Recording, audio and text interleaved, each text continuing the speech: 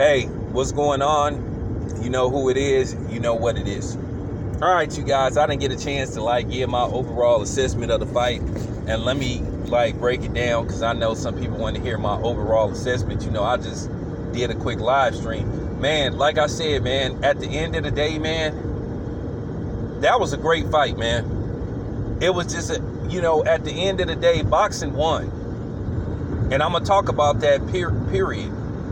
Because it's just time to say some shit, and then I'm going to get to the point, because it got to be said. But at the end of the day, man, it was a great fight.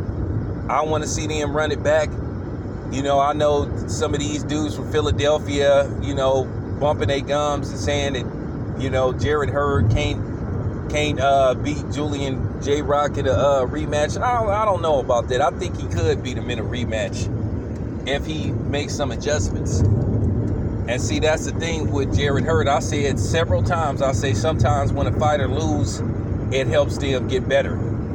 It helps them show them what they need to do to get better as a fighter. I keep saying Jared Hurd need to work on his defense. Now, will he listen? I don't know. At the end of the day, when you work with somebody, they get you as far as you can go. And then at the end of the day, if you want to carry on with your career, sometimes you have to make changes in your career. Or you have to learn. Jared Hurd don't move his head. He don't know how to get out the way. And that's his problem.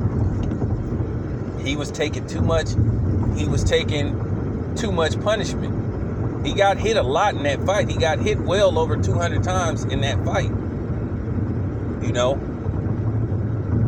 And like I said, J-Roc got hit a lot, but at the end of the day, he was to a certain degree. Sometimes he was shifting a little bit, and he was slipping a lot of Jared Hurd's punches. Now, when Jared Hurd got within range, when he backed up and tried to reset and then come back in and hit him, then he kind of would do some damage to J-Roc. J-Roc had an excellent plan, and that was a risky plan that he took, where he was like, you know what? I'm going to fight against the ropes. I'm going to beat Jared Hurd at his own game. I'm going to keep him against the ropes. I'm going to fight him close quarters. But he knew, due to the fact that Jared Hurd don't have good defense, he knew he could do something like that. It was a risk. And you got to give J-Roc credit, because he took a risk. He could have got knocked out doing that. He could have got knocked out, but he showed me that he had heart, and he was willing to go through fire to win that fight.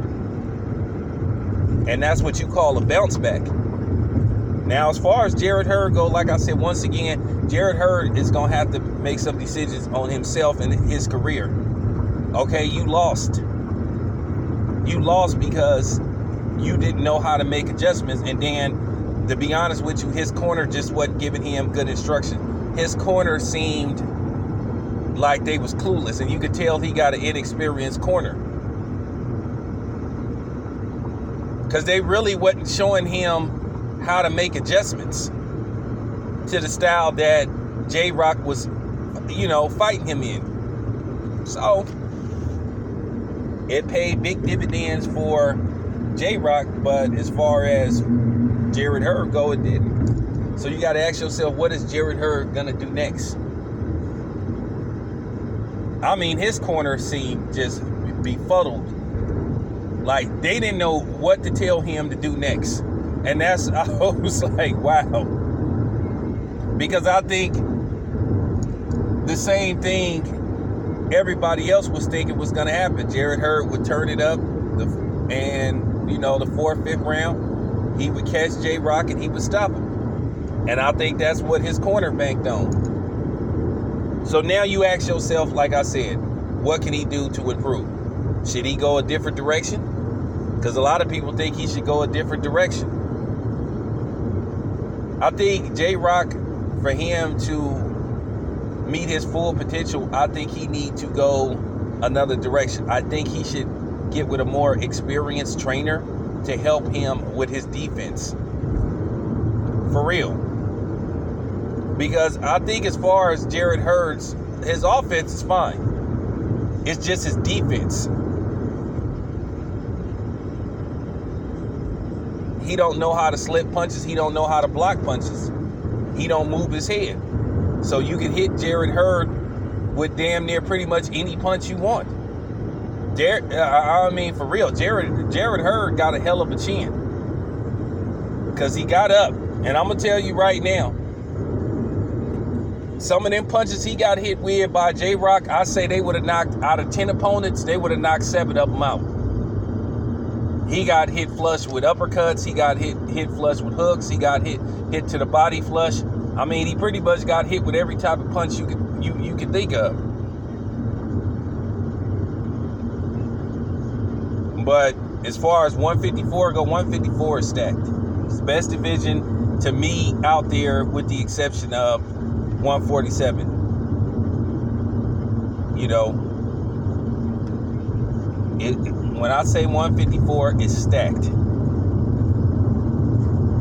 So we'll see what happens, man. Anyway, I'm out.